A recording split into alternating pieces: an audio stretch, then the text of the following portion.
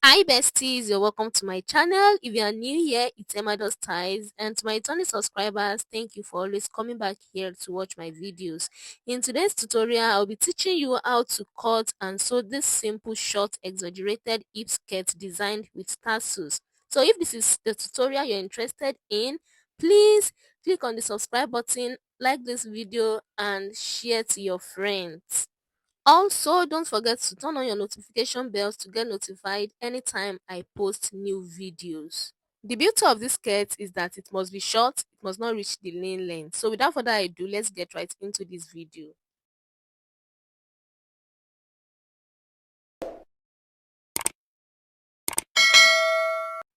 I have these tassels in gold color that I'll be using to design my skirt. I also have my fabric here. You can use any fabric of your choice. You can use Mikado, you can use chinos, any fabrics of your choice, as I said earlier. I have this chalk here that I'll be using to mark out my measurements and also my tape rule. For this skirt, I'm not using lining. I'll be using the same fabrics to line the skirt. I'll also be using a zipper and an hairstay for the band. So now, I will start by drafting my skirt pattern on this paper. You can actually draft directly on the fabrics, but I will just prefer drafting it on a pattern paper.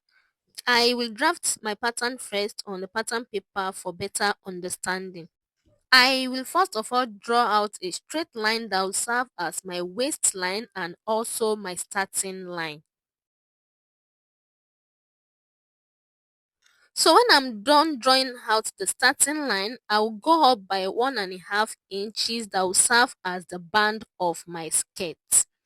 I will be making use of a band, so I deduct the 1.5 inch of the band from my skirt measurement.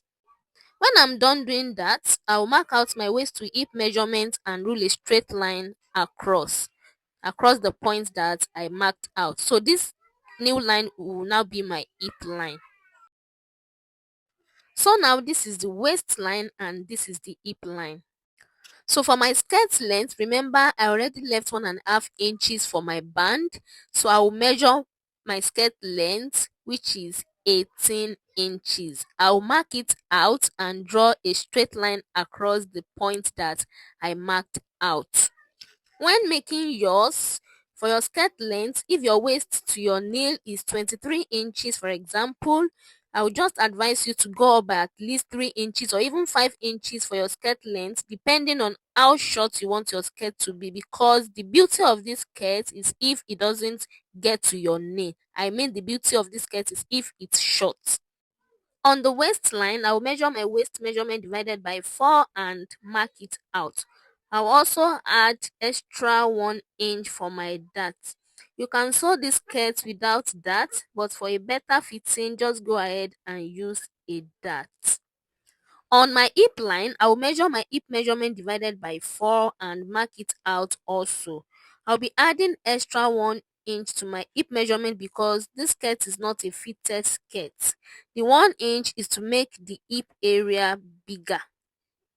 So I will connect the waist to the hip area like this.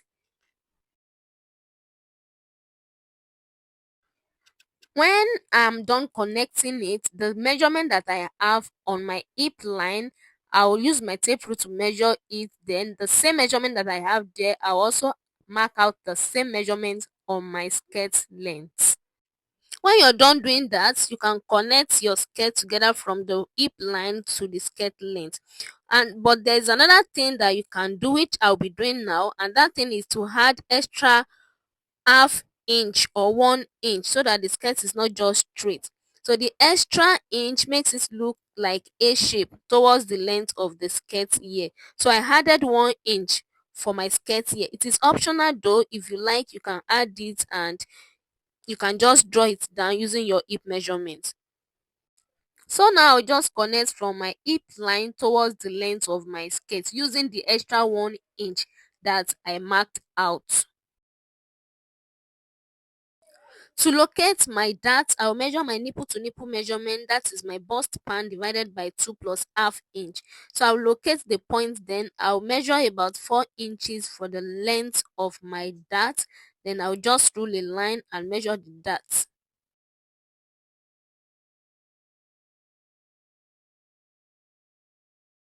I will label my pattern. This is the waistline, this is the hip line, and this is the skirt length. The next thing I'm doing now is to cut out my pattern. I will not be drafting the back pattern of this skirt. I'll be using this front pattern to cut it out just to save my pattern paper. The only difference between the front and the back is the zipper allowance that will be adding. So now I'll just go ahead and use my pattern paper to cut out the fabric. This is the back bodice. I have placed my pattern paper on it.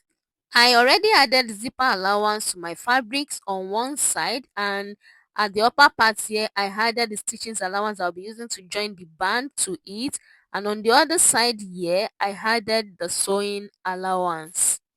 As you can see, I didn't add stitching allowance at the lower part of my skirt because I cut it on fold. If you'll be turning yours with lining, don't forget to add stitching allowance at the down part, I mean the lower part of the skirt.